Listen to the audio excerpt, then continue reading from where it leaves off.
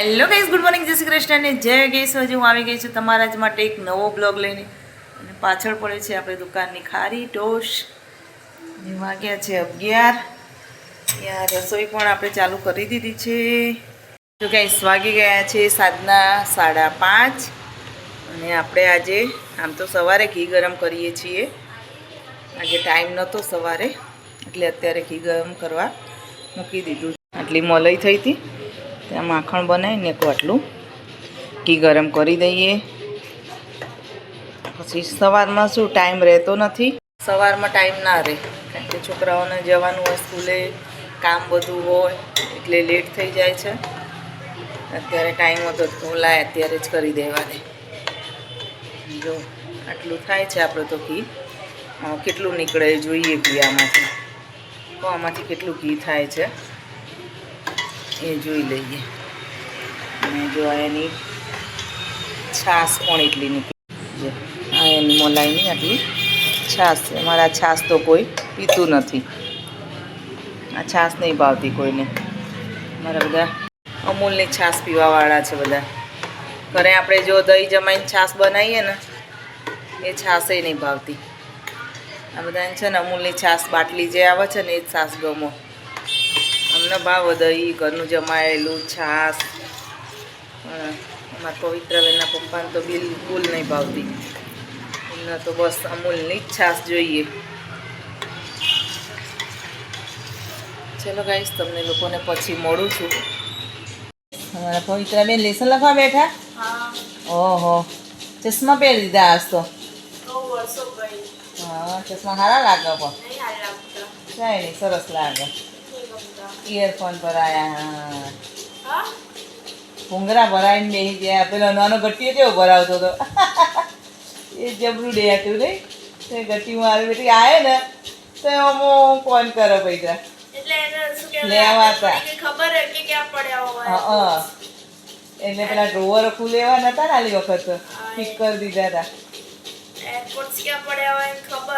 એટલે ફોન કરીને બોલે ને, એટલે ફોન કરીને કેવું કહેતો હતો. હા, તો એ મળી ગયા. છેલ્લે છેલ્લે ભરાયા ખરા. ક્યાંક તમારે તો હજુ વાર ને પરીક્ષાની. હવે તો બોર્ડ વાળાને ચાલુ થઈ જશે 26 તારીખથી. તો 26થી ચાલુ. હવે બોલો કેવું ચાલે બીજું? ચાલ્યા કરે ને? મજા આવે ને ભણવાની? નહીં આવતી? ચાલ બિલકુલ નહીં. હમણાં પહેર્યા નહીં ને એટલે આમ મોટા મોટા કાચ લાગે.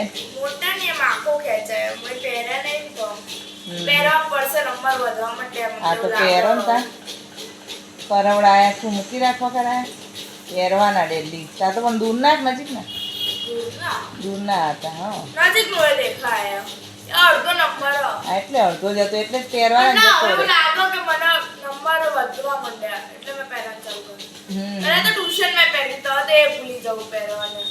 એવું પહેરી દેવાના. બેગમાં જોવાના તો બધાને પહેરેલા નહીં હોતા અમુકને. તો ભાઈ આપણે આદત પાડી દેવાની.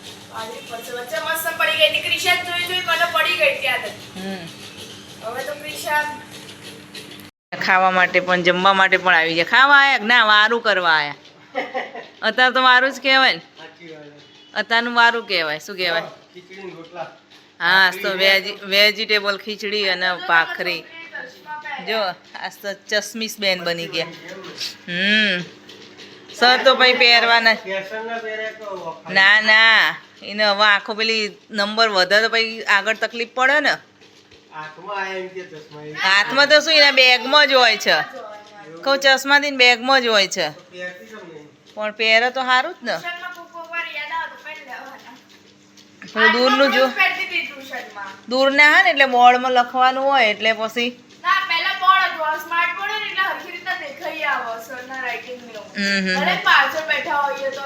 બરાબર.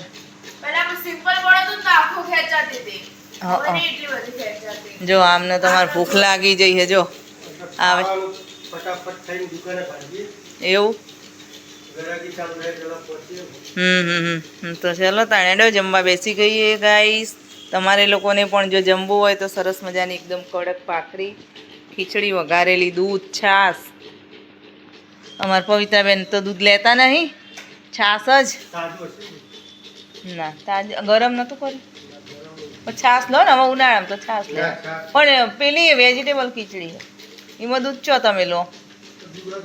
હા તે લઈ આવો, પછી ગરમ કરેલું જ છે. ગરમ કરેલું તમને ભાવતું નહીં.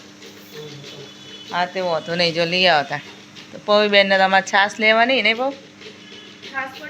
છાશ તો દૂધે છે જ, પણ પેલું ગરમ કરેલું એટલે તાવ પાછો પીવો ગરમ. એમને બાટલીનું તાજું બાટલીનું હોય ને એવું જુઓ. હા ચલો ત્યાં જમવાને બેસવું. વારું કરવાની બી એવું વારું કરવા. હમણાં તો બધું પતિએ જ્યું હોય પવિત્રા. અંધારો કૂવો થઈ ગયો હોય ગોમડામાં તો. ચલો તાણ હેડે એવું કરવું. તા પપ્પા આવો પછી બેસીએ. કોઈ આવે દૂધ લેવા જાય ત્યાં સુધી બધું તૈયાર કરી દઉં. તેલ નાખી દીધું ભાઈ. ચીપકું ગનથી ચીપકાવી દીધું નહીં. પેલા ભીડે ચીપકું ગનથીની મૂછ ચીપકાવી હતી ને એવી રીતના પવિત્રાએ ચીપકાવી દીધું. સવાર તો સ્કૂલે નહીં જવાનું. હા કાલ તો શનિવાર ને. હા બરાબર. સારું તો વાંધો નહીં. ચલો ત્યારે. ચલો ગાઈસ, આની સાથે મારો આ બ્લોગ એન્ડ કરું છું. જો મારો બ્લોગ જો ગમે તો લાઈક, શેર અને સબસ્ક્રાઈબ જરૂરથી કરજો. તો ચલો કાલે મળીએ નવા બ્લોગ સાથે. તો ચલો ગુડ બાય, જય શ્રી કૃષ્ણ.